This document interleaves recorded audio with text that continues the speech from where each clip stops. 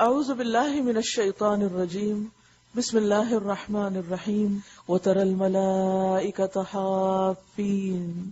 حافین من حول العرش یسبحون بحمد ربہم، اور تم دیکھو گے کہ فرشتے عرش کے گرد حلقہ بنائے ہوئے ہوں گے، عرش کے چاروں طرف فرشتے سرکل میں ہوں گے، اپنے رب کی حمد اور تسبیح کر رہے ہوں گے، تسبیح کی آواز گونج رہی ہوگی، اور لوگوں کے درمیان ٹھیک ٹھیک حق کے ساتھ فیصلہ چکا دیا جائے گا، اور پکار کر کہا جائے گا حمد ہے اللہ رب العالمین کے لیے، وقیل الحمد للہ رب العالمین۔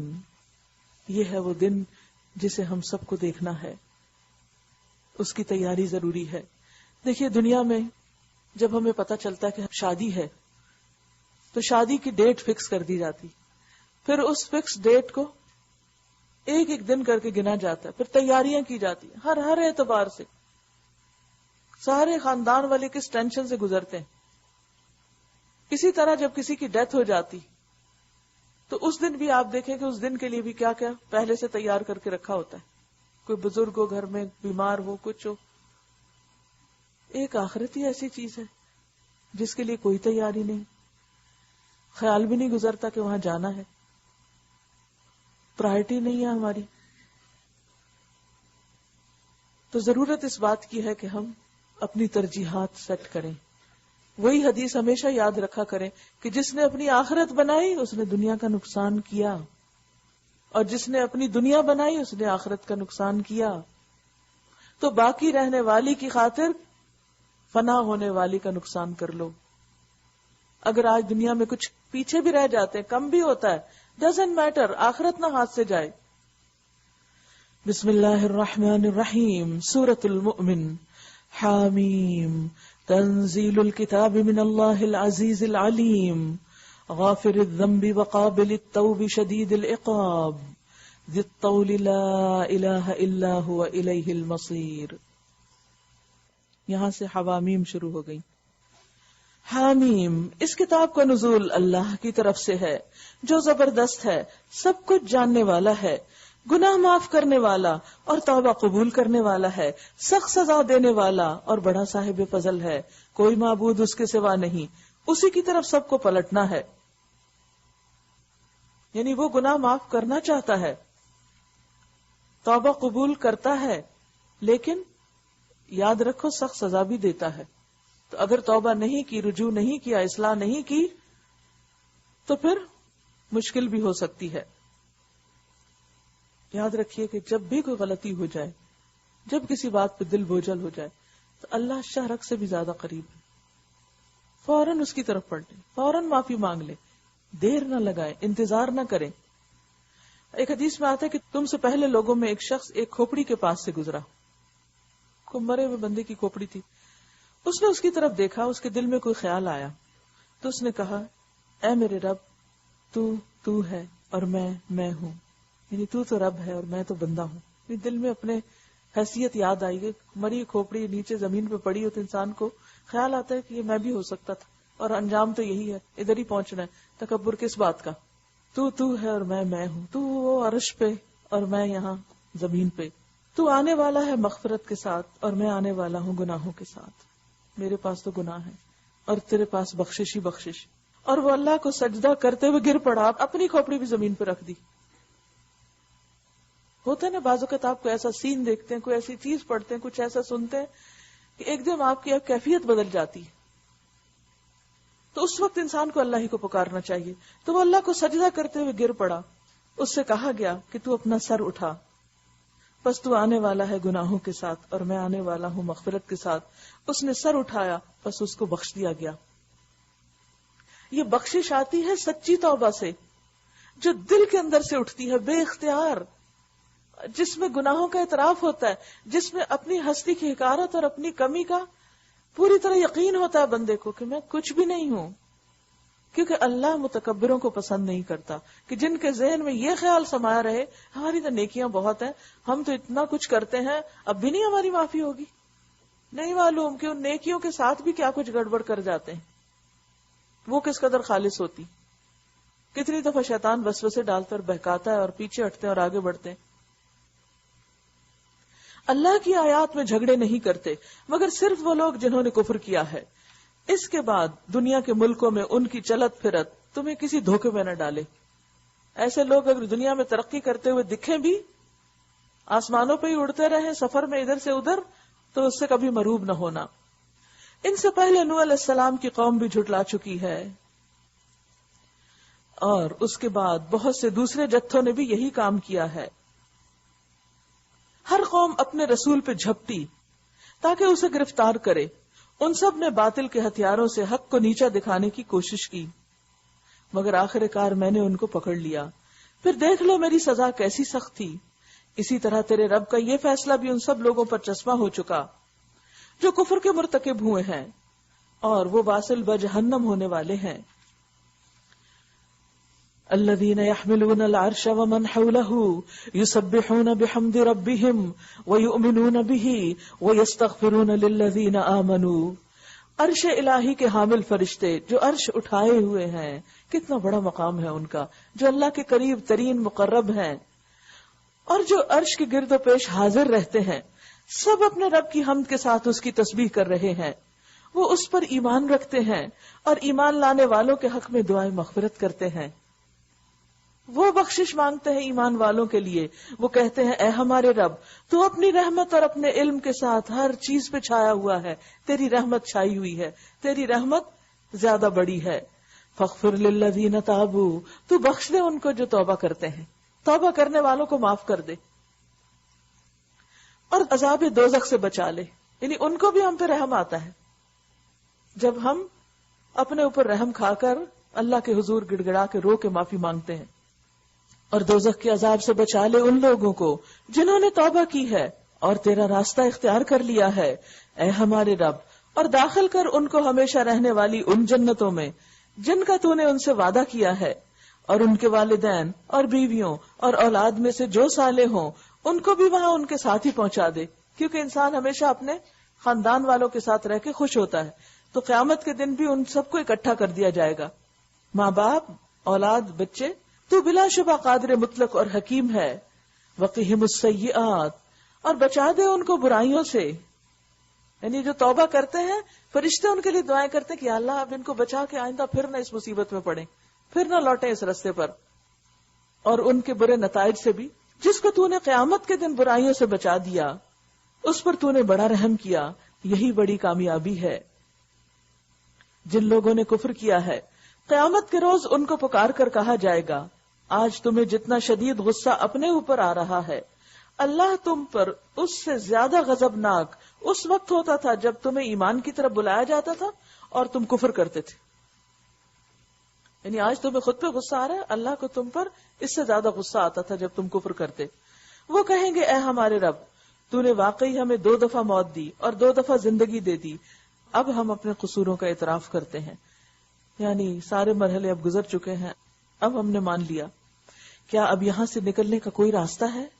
جواب ملے گا یہ حالت جس میں تم مبتلا ہو اس وجہ سے ہے کہ جب اکیلے اللہ کی طرف بلایا جاتا تھا تو تم ماننے سے انکار کر دیتے تھے، اور جب اس کے ساتھ دوسروں کو ملایا جاتا تو تم مان لیتے تھے. اب فیصلہ اللہ بزرگ و برتر کے ہاتھ ہے.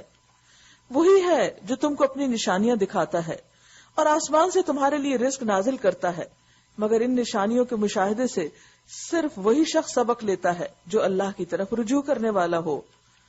بس اے رجوع کرنے والو، اللہ ہی کو پکارو اپنے دین کو اس کے لیے خالص کر کے، یعنی نیکی کا ہر کام صرف اس کے لیے کر کے پھر اس کو پکارو، خواہ تمہارا یہ فعل کافروں کو کتنا ہی ناگوار ہو. رفیع الدرجات ذو العرش، وہ بلند درجوں والا مالک عرش، اپنے بندوں میں سے جس پر چاہتا ہے اپنے حکم سے روح نازل کر دیتا ہے، یعنی وحی اور نبوت، تاکہ وہ ملاقات کے دن سے خبردار کرے دوسروں کو بھی. وہ دن جب کہ سب لوگ بے پردہ ہوں گے. قیامت کے دن ہر شخص بے لباس ہوگا. حضرت عائشہ نے پوچھا کہ کیا لوگ ایک دوسرے کو دیکھیں گے نہیں، ہمیں شرم نہیں ہے؟ کہ آپ نے فرمایا عائشہ معاملہ اس سے زیادہ سخت ہے جو تم سمجھتی ہو. ہر شخص کو اتنا خوف اور فکر ہوگی کہ اسے کسی کی طرف دیکھنے کی ہوش بھی نہ ہوگی کہ کسی نے کچھ پہنا ہوا یا نہیں. یہ دوسروں کی چیزیں، دوسروں کے لباس دیکھنا اور دوسروں کی چیزیں دیکھنا صرف انہی کا مشغلہ ہو سکتا ہے جن کے پاس بہت فارغ ٹائم ہو. ورنہ جنہیں آج بھی دنیا میں آخرت کی فکر ہے وہ ان چیزوں سے بے نیاز ہو جاتے ہیں. یوم ہم بارزون، وہ دن جب کہ سب لوگ بے پردہ ہوں گے، اللہ سے ان کی کوئی بات بھی چھپی ہوئی نہ ہوگی. اس روز پکار کر پوچھا جائے گا آج بادشاہی کس کی ہے؟ سارا عالم پکار اٹھے گا اللہ واحد قہار کی. کہا جائے گا آج ہر متنفس کو اس کی کمائی کا بدلہ دے دیا جائے گا جو اس نے کی تھی. لا ظلم اليوم، آج کسی پر کوئی ظلم نہ ہوگا. اور اللہ حساب لینے میں بہت تیز ہے. روایت میں آتا ہے کہ ظہر تک سب کا حساب چکا دے گا اللہ تعالیٰ. اب دیکھیں کہ کیلکولیشنز کبھی بیٹھ کے لوگ اپنی انگلیوں پہ کرتے تھے، کبھی کتابوں پہ کرتے تھے، اور اب آپ کے پاس ایسے آلات آ گئے ہیں کہ آپ ایک بٹن پریس کرتے ہیں اور بڑی بڑی فگرز کیلکولیٹ ہو کے پلس مائنس ہو جاتی. اگر بندوں نے ایسی چیزیں ایجاد کر لی ہیں تو اللہ کے لیے کیا مشکل ہے، کیونکہ ہر ایک کا اعمال نامہ پریپیئرڈ آئے گا، کتنی نیکیاں کتنی برائیاں پورے اسٹیٹسٹک سامنے ہوں گی، تو وہ ایک دم سب کا حساب ہو جائے گا. سریع الحساب کا ایک معنی یہ، اور دوسرا یہ ہے کہ انسان دنیا میں اللہ کی نافرمانی کر کے یہ نہ سمجھے کہ اس کو کوئی پکڑنے والا نہیں اور دن اچھے گزر رہے ہیں. نہیں، وہ جلد پکڑ بھی لے گا. اے نبی ڈراؤ ان لوگوں کو اس دن سے جو قریب آ لگا ہے. اس دن سے ڈرانا انبیاء کا کام رہا ہے. جب کلیجے منہ کو آ رہے ہوں گے اور لوگ چپ چاپ غم کے گھونٹ پیے کھڑے ہوں گے، غم کھا رہے ہوں گے. ظالموں کا نہ کوئی مشفق دوست ہوگا اور نہ کوئی شفیع جس کی بات مانی جائے. اللہ نگاہوں کی چوری تک سے واقف ہے. یعنی انسان سمجھتا ہے کہ اس کے اعمال کہیں ریکارڈ نہیں ہو رہے. نگاہوں کی چوری، جو انسان میں سے کسی کی نقل اتارتا ہے، کسی اگزام میں کسی کی نقل کر رہا ہے، یا پھر کسی بھی حرام چیز پہ نظر ڈال رہا ہے، تجسس کر رہا ہے، جو چیز اس کو نہیں پڑھنی چاہیے وہ پڑھ کے دیکھ رہا ہے، تو یہ سب بھی اللہ دیکھ رہا ہوتا ہے. اور جو انہیں چھپائے ہوئے ہیں دلوں کے راز، دلوں میں جو بدنیتیں ہیں یا دلوں میں جو خرابیاں ہیں، اور اللہ ٹھیک ٹھیک بے لاکھ فیصلہ کرے گا. رہے وہ جن کو یہ مشرکین اللہ کو چھوڑ کر پکارتے ہیں، وہ کسی چیز کا بھی فیصلہ کرنے والے نہیں ہیں. بلا شبہ اللہ ہی سب کچھ سننے اور دیکھنے والا ہے. کیا یہ لوگ کبھی زمین میں چلے پھرے نہیں ہیں کہ انہیں ان لوگوں کا انجام نظر آتا جو ان سے پہلے گزر چکے ہیں؟ وہ ان سے زیادہ طاقتور تھے اور ان سے زیادہ زبردست آثار زمین میں چھوڑ گئے ہیں، مگر اللہ نے ان کے گناہوں پر انہیں پکڑ لیا. ان کو اللہ سے بچانے والا کوئی نہ تھا. یہ ان کا انجام اس لیے ہوا کہ ان کے پاس ان کے رسول بینات لے کر آئے اور انہوں نے ماننے سے انکار کر دیا. آخرکار اللہ نے ان کو پکڑا. یقیناً وہ بڑی قوت والا اور سزا دینے میں بہت سخت ہے. ہم نے موسیٰ کو فرعون اور حامان اور قارون کی طرف اپنی نشانیوں اور نمایاں سند ماموریت کے ساتھ بھیجا، مگر انہوں نے کہا ساحر ہے، کذاب ہے، جھٹلا دیا. پھر جب وہ ہماری طرف سے حق ان کے سامنے لے آیا تو انہوں نے کہا جو لوگ ایمان لا کر اس کے ساتھ شامل ہوئے ہیں ان سب کے لڑکوں کو قتل کر دو اور لڑکیوں کو جیتا چھوڑ دو. مگر کافروں کی چال اکارت ہی گئی. ایک روز فرعون نے اپنے درباریوں سے کہا چھوڑو مجھے، میں اس موسیٰ کو قتل کیے دیتا ہوں. یعنی دلیل کے جواب میں قتل کی دھمکی. اور پکار دیکھے ہی اپنے رب کو، مجھے اندیشہ کہ تمہارا دین بدل ڈالے گا. یعنی جس طریقے پر اب تم ہو وہ نہیں باقی رہے گا، یا ملک میں فساد برپا کرے گا. حالانکہ موسیٰ علیہ السلام کا ایسا کوئی نہ انٹینشن تھا نہ ہی مطالبہ. موسیٰ علیہ السلام نے کہا میں نے تو ہر اس متکبر کے مقابلے میں جو یوم الحساب پہ ایمان نہیں رکھتا اپنے رب اور تمہارے رب کی پناہ لے لی ہے. جب کبھی آپ کو کسی متکبر سے واسطہ پڑے اور آپ پریشرائز فیل کریں تو ہمیشہ یہ دعا پڑھیں کہ اللہ تو اس سے بڑا ہے جو میرے سر پہ مسلط ہے. انی عذت بربی وربکم من کل متکبر لا یؤمن بیوم الحساب. آیہ 27. وقال رجل مؤمن من آل فرعون یکتم ایمانہ. اس موقع پر آل فرعون میں سے ایک مومن شخص جو اپنا ایمان چھپائے ہوئے تھا بول اٹھا. یعنی جب دیکھا اس نے کہ فرعون تو موسیٰ کو قتل کی دھمکی دے رہا ہے اور اس کے منصوبے خطرناک ہیں، تو اس نے سوچا کہ اب مجھے چپ نہیں رہنا چاہیے، مجھے حق بیان کرنا چاہیے. اور یہ شخص فرعون کے دربار کا ہی ایک شخص تھا. وہ بول اٹھا کیا تم ایک شخص کو صرف اس بنا پہ قتل کر دو گے کہ وہ کہتا ہے میرا رب اللہ ہے، بس اس کا یہ قصور ہے، اس کو حق نہیں کہ وہ اللہ کو اپنا رب مانے، حالانکہ وہ تمہارے رب کی طرف سے تمہارے پاس بینات لایا ہے. اگر وہ جھوٹا ہے تو اس کا جھوٹ خود اسی پر پلٹے گا، لیکن اگر وہ سچا ہے تو جن ہولناک نتائج کا وہ تم کو خوف دلاتا ہے ان میں سے کچھ تو تم پر ضروری آ جائیں گے۔ اللہ کسی ایسے شخص کو ہدایت نہیں دیتا جو حد سے گزر جانے والا اور کذاب ہو۔ اے میری قوم کے لوگوں، اب وہ شخص قوم کو بھی سمجھانے لگا ہے۔ اے میری قوم کے لوگوں، آج تمہیں بادشاہی حاصل ہے اور زمین میں تم غالب ہو، لیکن اگر خدا کا عذاب ہم پر آ گیا تو پھر کون ہے جو ہماری مدد کر سکے گا؟ فرعون نے کہا، میں تو تم لوگوں کو وہی رائے دے رہا ہوں جو مجھے مناسب نظر آتی ہے، اور میں اسی راستے کی طرف تمہاری رہنمائی کرتا ہوں جو ٹھیک ہے۔ وہ شخص جو ایمان لایا تھا اس نے کہا، اے میری قوم کے لوگوں، مجھے خوف ہے کہ کہیں تم پر بھی وہ دن نہ آ جائے جو اس سے پہلے بہت سے جتھوں پر آ چکا، جیسا دن قوم نوح اور عاد اور سمود اور ان کے بعد والی قوموں پر آیا تھا۔ اور یہ حقیقت ہے کہ اللہ اپنے بندوں پر ظلم کا کوئی ارادہ نہیں رکھتا۔ اے قوم، مجھے ڈر ہے کہ کہیں تم پر فریاد و فغاں کا دن نہ آ جائے جب تم ایک دوسرے کو پکارو گے اور بھاگے بھاگے پھرو گے، مگر اس وقت اللہ سے بچانے والا کوئی نہ ہوگا، کسی ایسے کو ڈھونڈ نہ سکو گے جو تمہیں فائدہ دے۔ سچ یہ ہے کہ اللہ جسے بھٹکا دے اسے پھر کوئی راستہ دکھانے والا نہیں ہوتا۔ اس سے پہلے یوسف علیہ السلام تمہارے پاس بینات لے کر آئے تھے، مگر تم ان کی لائی ہوئی تعلیم کی طرف سے شک ہی میں پڑے رہے۔ پھر جب ان کا انتقال ہو گیا تو تم نے کہا، ان کے بعد اللہ کوئی رسول ہرگز نہ بھیجے گا۔ اس طرح اللہ ان سب لوگوں کو گمراہی میں ڈال دیتا ہے جو حد سے گزرنے والے اور شکی ہوتے ہیں اور اللہ کی آیات میں جھگڑے کرتے ہیں بغیر اس کے کہ ان کے پاس کوئی سند یا دلیل آئی ہو، اور یہ رویہ اللہ اور ایمان لانے والوں کے نزدیک سخت مبغوض ہے۔ اسی طرح اللہ ہر متکبر اور جبار کے دل پر ٹھپا لگا دیتا ہے۔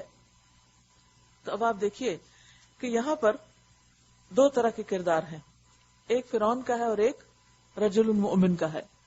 حدیث میں آتا ہے، بے شک لوگوں میں سے کچھ ایسے لوگ ہیں جو خیر کی چابی ہیں، جو کیا ہے؟ خیر کی چابی، اور شر کے تالے ہیں، اور کچھ لوگ ایسے ہیں جو شر کی چابی ہیں اور خیر کے تالے ہیں۔ خوشخبری ہے اس کے لیے جس کے ہاتھ پر اللہ نے خیر کی چابیاں رکھ دیں، اور تباہی ہے اس کے لیے جس کے ہاتھ پر اللہ نے شر کی چابیاں رکھ دیں۔ تو اب اس میں فرعون کیا تھا؟ شر کی چابی، اور رجل المؤمن خیر کی چابی۔ فرعون نے کہا، اے حامان، میرے لیے ایک بلند عمارت بنا تاکہ میں راستوں تک پہنچ سکوں۔ اب یہ کوئی سنجیدہ بات نہیں تھی، لیکن وہ مذاق اڑا رہا تھا۔ آسمانوں کے راستوں تک، اور موسیٰ کے خدا کو جھانک کر دیکھ سکوں۔ مجھے تو یہ موسیٰ جھوٹا معلوم ہوتا ہے۔ اس طرح فرعون کے لیے اس کی بدعملی خوشنما بنا دی گئی اور وہ راہ راست سے روک دیا گیا۔ فرعون کی ساری چال بازی اس کی اپنی تباہی کے راستے میں ہی صرف ہوئی، کیونکہ شر کی چابی تھی، لہذا جو دروازہ اس نے کھولا وہ شر کا ہی تھا۔ اور یاد رکھیے کہ لا الہ الا اللہ کس کی چابی ہے؟ خیر کی اور جنت کی۔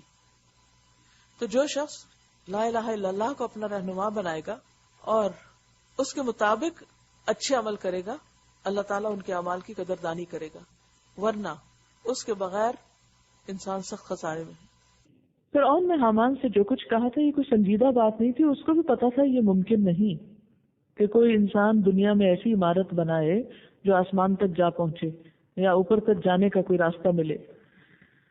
یہ محض ایک چال کے طور پر بات کی گئی تھی، ایک شوشہ چھوڑا گیا تھا، دائی کی سنجیدہ بات کو ٹھٹھے میں اڑانے کی کوشش تھی۔ کیونکہ ہوا یہ تھا کہ رجل المؤمن نے جو دربار میں تقریر کی تھی، حق کو جس انداز میں واضح کیا تھا، اہل دربار اس کی باتوں سے متاثر ہو رہے تھے۔ تو فرعون کو خوف لاحق ہوا کہ اب میری اپنی قوم کا ایک شخص جو ہے وہ موسیٰ کے ساتھ دے رہا ہے اور لوگ متاثر ہو رہے ہیں سچائی سے، تو اس نے اس سارے اثر کو توڑنے کے لیے ایک ایسی بات کی جو محض ایک مذاق کی سی تھی۔ عام طور پر ہوتا یہی ہے کہ جو لوگ اپنے آپ کو اللہ کی مرضی کے مطابق نہیں بدلنا چاہتے، جب وہ دیکھتے ہیں کہ اللہ کی بات کا کسی پہ اثر ہو رہا ہے اور لوگ اسے قبول کر رہے ہیں اور سارا ماحول اسی طرف جا رہا ہے اور میں تنہا ہو رہا ہوں، میں آئسولیٹ کیا جا رہا ہوں، تو پھر وہ اسی قسم کی شوشے چھوڑتے ہیں، اسی قسم کی باتیں، تاکہ وہ بات جس کا اثر ہو رہا ہے وہ اثر ختم ہو کر رہ جائے۔ یہ تمام کی تمام دراصل فرعون کی چالیں تھی، اور اس کی چالیں اس کی اپنی تباہی کا ذریعہ بن گئی۔ کیونکہ اس ساری بات کے آخر میں اللہ تعالیٰ وما کید فرعون کی بات کرتے ہیں. یا قوم انما هذه الحیات الدنیا متاع. لیکن رجل مؤمن نے اپنا کام جاری رکھا. اب اس میں آپ دیکھیں کہ دین کی طرف بلانے والا جو ہوتا ہے نا، نہ وہ کسی کے الزام سے باز آتا ہے، نہ کسی کے مذاق اڑانے سے، نہ کسی کے شوشہ چھوڑنے سے. وہ سنجیدگی کے ساتھ اپنا کام کرتا چلا جاتا ہے. اس کو کوئی اثر نہیں ہوا کہ فرعون نے ابھی کیا مذاق کیا ہے. وہ کہنے لگا اے میری قوم کے لوگوں، میری بات مانو، میں تمہیں صحیح راستہ بتاتا ہوں. یا قوم انما هذه الحیات الدنیا متاع وان الآخرة هي دار القرار. اے میری قوم کے لوگوں، یہ دنیا کی زندگی تو چند روزہ ہے، ہمیشہ کے قیام کی جگہ تو آخرت ہی ہے. من عمل سیئة فلا یجزا الا مثلها. جو برائی کرے گا اس کو ویسا ہی بدلہ ملے گا جتنی اس نے برائی کی ہوگی. اور جو نیک عمل کرے گا خواہ وہ مرد ہو یا عورت، بشرطے کہ وہ ہو مومن، ایسے سب لوگ جنت میں داخل ہوں گے جہاں ان کو بے حساب رزق دیا جائے گا. اے قوم، آخر یہ کیا ماجرا ہے؟ میں تم لوگوں کو نجات کی طرف بلاتا ہوں. یعنی رجل مومن اپنی قوم کو کہتا ہے میں تمہیں نجات کی طرف بلاتا ہوں اور تم لوگ مجھے آگ کی طرف دعوت دیتے ہو. تم مجھے اس بات کی دعوت دیتے ہو کہ میں اللہ سے کفر کروں اور اس کے ساتھ ان ہستیوں کو شریک ٹھہراؤں جنہیں میں نہیں جانتا، حالانکہ میں تمہیں اس زبردست مغفرت کرنے والے خدا کی طرف بلا رہا ہوں. نہیں، حق یہ ہے اور اس کے خلاف نہیں ہو سکتا کہ جن کی طرف تم مجھے بلا رہے ہو ان کے لیے نہ دنیا میں کوئی دعوت ہے نہ آخرت میں، اور ہم سب کو پلٹنا اللہ ہی کی طرف ہے اور حد سے گزرنے والے آگ میں جانے والے ہیں. آج جو کچھ میں کہہ رہا ہوں ان قریب وہ وقت آئے گا جب تم اسے یاد کرو گے، اور اپنا معاملہ میں اللہ کے سپرد کرتا ہوں اور وہ اپنے بندوں کا نگہبان ہے. آخر کار ان لوگوں نے جو بری بری چالیں چلی اس مومن کے خلاف، اللہ نے ان سب سے اس کو بچا لیا اور فرعون کے ساتھی خود بدترین عذاب کے پھیر میں آ گئے. دوزخ کی آگ ہے جس کے سامنے صبح و شام پیش کیے جاتے ہیں، اور جب قیامت کی گھڑی آئے گی تو حکم ہوگا کہ آل فرعون کو شدید ترین عذاب میں داخل کر دو، کیونکہ جہنم قبر سے بھی بڑا گڑا ہے. پھر ذرا خیال کرو اس وقت کا جب یہ لوگ دوزخ میں ایک دوسرے سے جھگڑ رہے ہوں گے.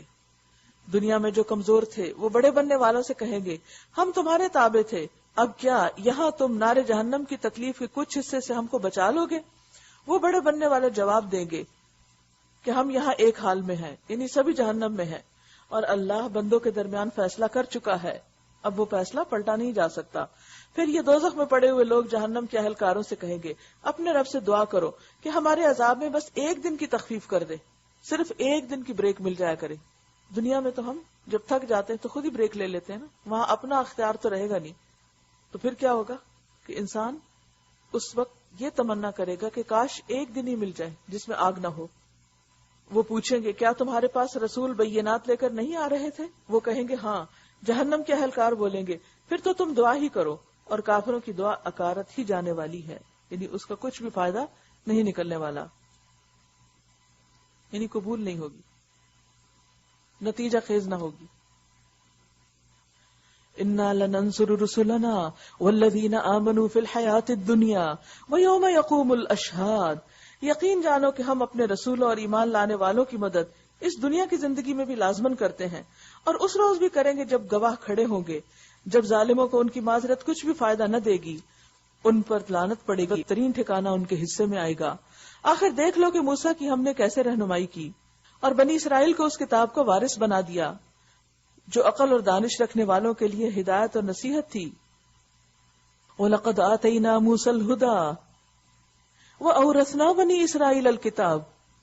اب یہ سب کچھ کس کے پاس ہے؟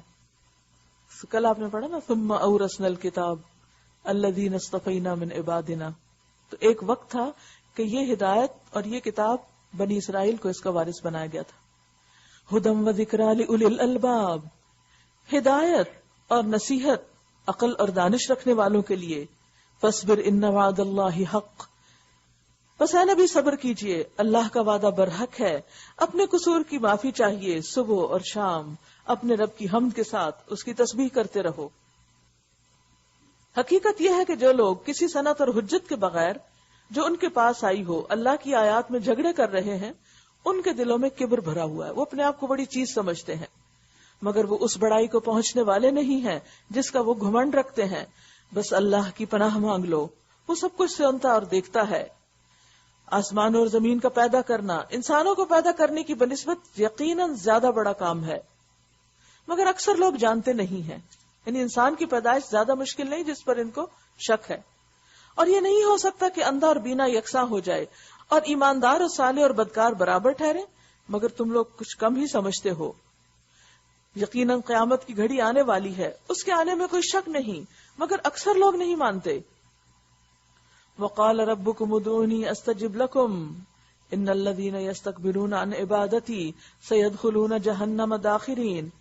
تمہارا رب کہتا ہے مجھے پکارو، میں تمہاری دعا قبول کروں گا. جو لوگ گھمنڈ میں آ کر میری عبادت سے منہ موڑتے ہیں ضرور وہ ذلیل و خوار ہو کر جہنم میں داخل ہوں گے. تو اس سے کیا پتہ چلتا ہے کہ رب کی عبادت خصوصاً دعا نہ کرنا، اللہ کے آگے نہ جھکنا، یہ تکبر کی علامت ہے اور ایسے لوگوں کا ٹھکانہ بھی بہت بدترین ہے. اللہ الذی جعل لکم اللیل لتسکنوا فیہ والنہار مبصرا ان اللہ لذو فضل علی الناس ولکن اکثر الناس لا یشکرون.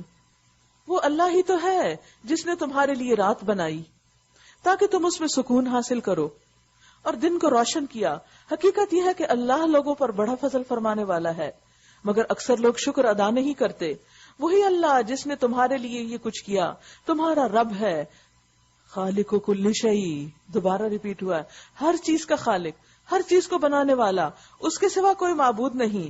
پھر تم کدھر سے بہکائے جا رہے ہو؟ اسی طرح وہ سب لوگ بہکائے جاتے رہے ہیں جو اللہ کی آیات کا انکار کرتے تھے. وہ اللہ ہی تو ہے جس نے تمہارے لیے زمین کو جائے قرار بنایا اور اوپر آسمان کا گنبد بنا دیا، جس نے تمہاری صورت بنائی اور بڑی ہی عمدہ بنائی، جس نے تمہیں پاکیزہ چیزوں کا رزق دیا.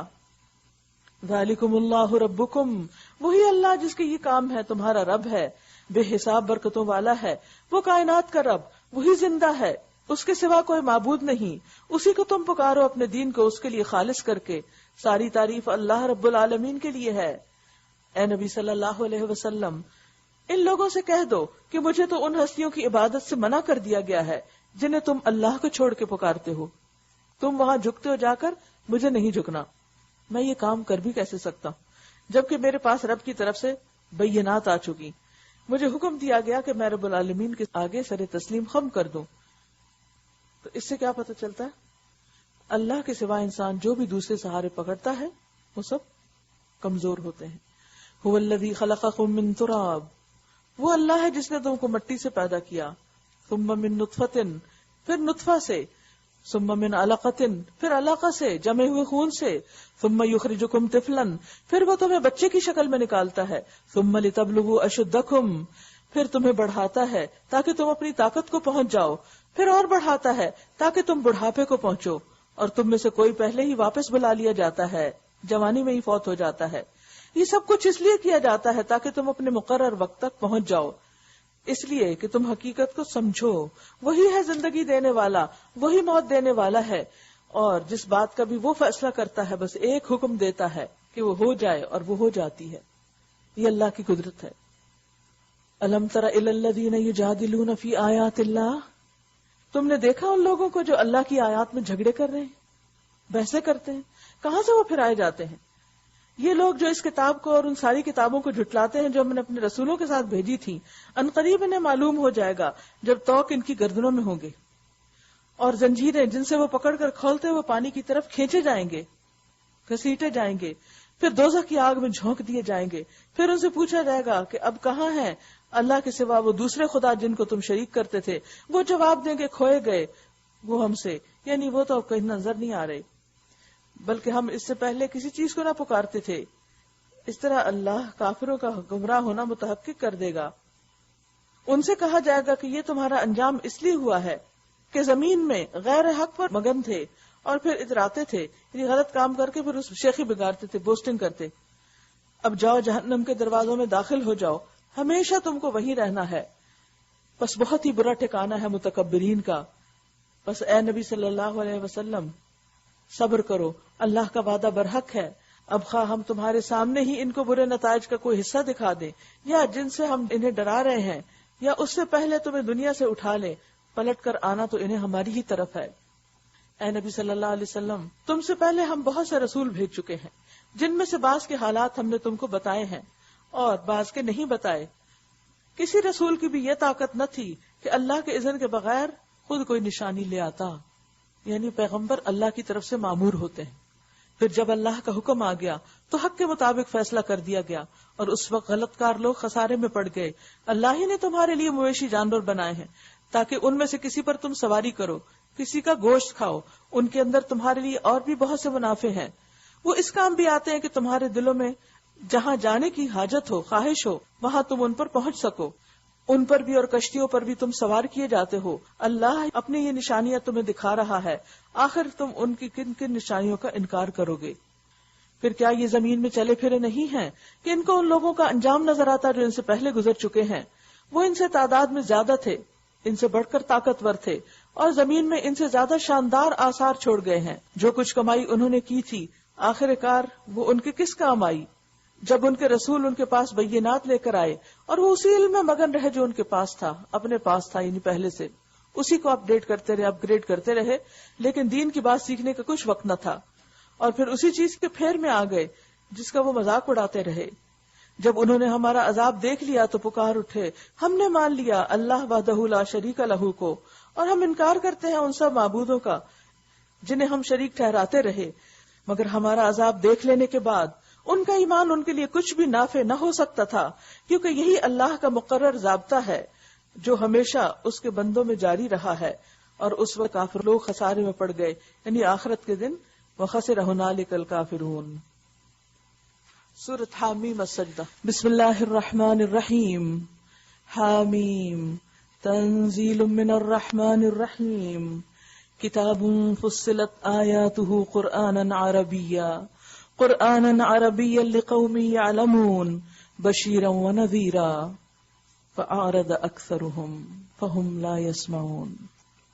حامیم، یہ خدا رحمان و رحیم کی طرف سے نازل کردہ چیز ہے، یعنی یہ قرآن اللہ کی طرف سے آیا ہے، ایک ایسی کتاب جس کی آیات خوب کھول کر بیان کی گئی ہیں، سب کو باتیں سمجھ میں آتی ہیں۔ عربی زبان کا قرآن ان لوگوں کے لیے جو علم رکھتے ہیں، بشارت دینے والا اور ڈرانے والا ہے، مگر ان لوگوں میں سے اکثر نے اس سے روگردانی کی، اکثر مانتے ہی نہیں، مانا ہی نہیں، اور وہ سن کر نہیں دیتے،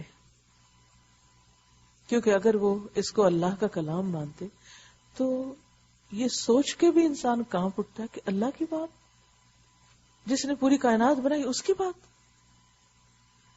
دیکھیے کہ مثلاً آپ کسی بھی چیز سے بہت امپریس ہوتے ہیں، آپ دیکھتے ہیں کہ کوئی بہت بڑی بلڈنگ کسی نے بنائی تو آپ دیکھ کے حیران ہوتے ہیں، مرعوب ہوتے ہیں، تو پھر آپ سوچتے کس نے بنائی ہوگی، پتہ چلتا فلاں نے بنائی، فلاں نے بنائی۔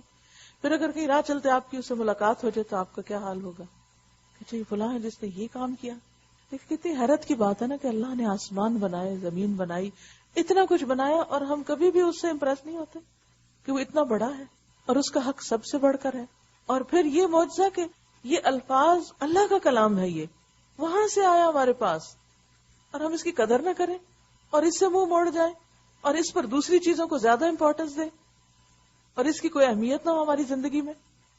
وَقَالُوا قُلُوبُنَا فِي أَكِنَّةٍ مِّمَّا تَدْعُونَا إِلَيْهِ، کہتے ہیں جس چیز کی طرف تو ہمیں بلا رہا ہے اس کے لیے ہمارے دلوں پہ غلاف چڑھے ہوئے ہیں، یعنی اس کے ہمارے دلوں تک پہنچنے کا کوئی راستہ کھلا نہیں، بند ہے ہمارے دل، یہ سن کے بھی نہیں سنتے، کیونکہ اگر انسان دل کے کان کھولے تو جو چیز دل پہ جا لگے پھر ہو نہیں سکتا کہ انسان اس کو چھوڑ دے یا وہ اس سے چھٹے۔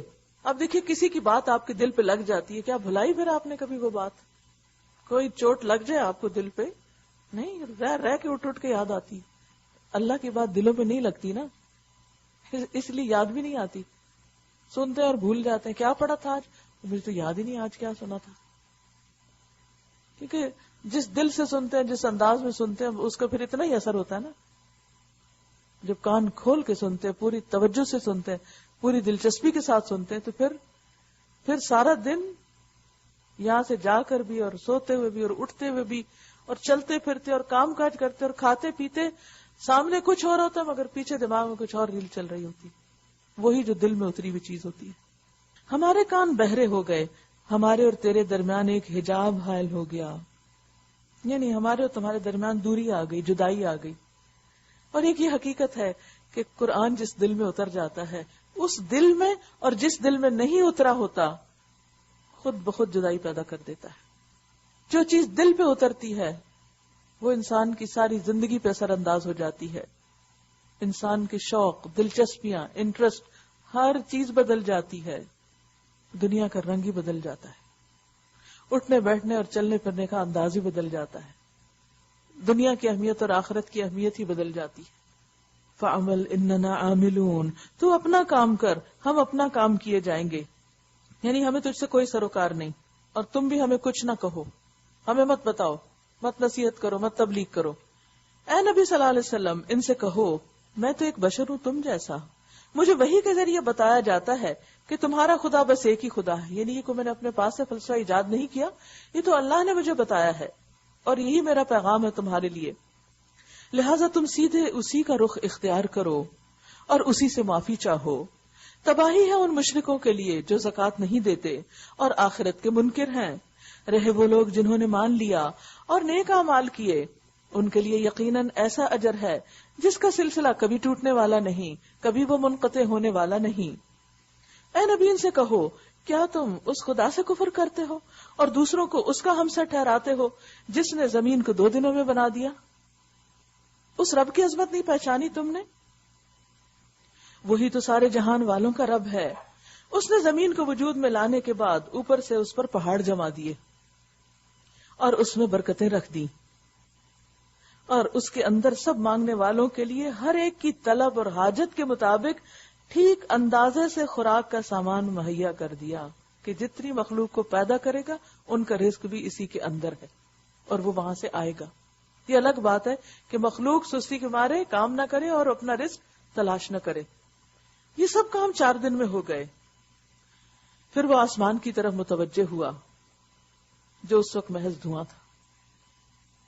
اس نے آسمان اور زمین سے کہا وجود میں آ جاؤ، خواہ تم چاہو یا نہ چاہو بن جاؤ. دونوں نے کہا ہم آ گئے فرمانبرداروں کی طرح خوشی سے.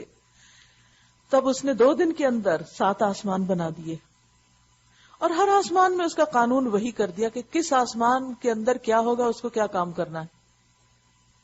اور آسمان دنیا کو ہم نے چراغوں سے آراستہ کیا اور اسے خوب محفوظ کیا. یعنی جو اللہ نے بنایا وہ کس کے لیے؟ انسانوں کے رہنے کے لیے. اتنا بڑا گھر تیار کیا اور تمہیں یہاں اتارا کہ تم اپنے رب کی اب عبادت کرو، اس کو یاد کر کے جیو. اور انسانوں نے اسی کا انکار کر دیا، اسی کام کو بھول گئے اور حقیر سمجھا اور چھوٹا سمجھا اور پسے پش ڈال دیا اور دنیا کے چھوٹے چھوٹے کاموں کو زیادہ اہمیت دی. یہ سب کچھ ایک زبردست علیم ہستی کا منصوبہ ہے. اب اگر یہ منہ موڑتے ہیں تو ان سے کہہ دو کہ میں تم کو اسی طرح کے ایک اچانک ٹوٹ پڑنے والے عذاب سے ڈراتا ہوں جیسا عاد اور سمود پر نازل ہوا تھا، جب خدا کے رسول ان کے پاس آگے اور پیچھے اور ہر طرف سے آئے اور انہیں سمجھایا کہ اللہ کے سوا کسی کی بندگی نہ کرو، تو انہوں نے کہا ہمارا رب چاہتا تو فرشتے بھیج دیتا، انسان کیوں آئے ہیں؟ اب اس بات کی ضد لگا دی، لہٰذا ہم اس بات کو نہیں مانتے جس کے لیے تم بھیجے گئے ہو. عاد کا حال یہ تھا کہ وہ زمین میں کسی حق کے بغیر بڑے بن بیٹھے اور کہنے لگے کون ہے ہم سے زیادہ زور آور. اپنی طاقت کا بڑا مان ہو گیا. ان کو یہ نہ سوچا کہ جس خدا نے ان کو پیدا کیا ہے وہ ان سے زیادہ زور آور ہے. وہ ہماری آیات کا انکار ہی کرتے رہے. آخر کار ہم نے چند منحوس دنوں میں ان پر سخت طوفانی ہوا بھیج دی تاکہ انہیں دنیا ہی کی زندگی میں ذلت اور رسوائی کے عذاب کا مزہ چکھا دیں. انجام دیکھو کیا ہوا. اور آخرت کا عذاب تو وہ اس سے بھی زیادہ رسوا کن ہے، وہاں کوئی ان کی مدد کرنے والا نہ ہوگا. رہے سمود تو ان کے سامنے ہم نے راہ راست پیش کی، مگر انہوں نے راستہ دیکھنے کی بجائے اندھا بنا رہنا پسند کیا. آخر ان کے کرتوتوں کی بدولت ذلت کا عذاب ان پر ٹوٹ پڑا، اور ہم نے ان لوگوں کو بچا لیا جو ایمان لائے تھے اور گمراہی اور بدعملی سے پرہیز کرتے تھے. اور ذرا اس وقت کا خیال کرو جب اللہ کے یہ دشمن دوزخ کی طرف جانے کے لیے گھیر لائے جائیں گے. ان کے اگلوں کو پچھلوں کے آنے تک روک رکھا جائے گا. پھر جب سب وہاں پہنچ جائیں گے تو ان کے کان اور ان کی آنکھیں اور ان کے جسم کی کھالیں ان پر گواہی دیں گی. یہاں کان اور آنکھیں بھی گواہ بن گئی. کل کیا پڑا تھا؟ ہاتھ اور پاؤں.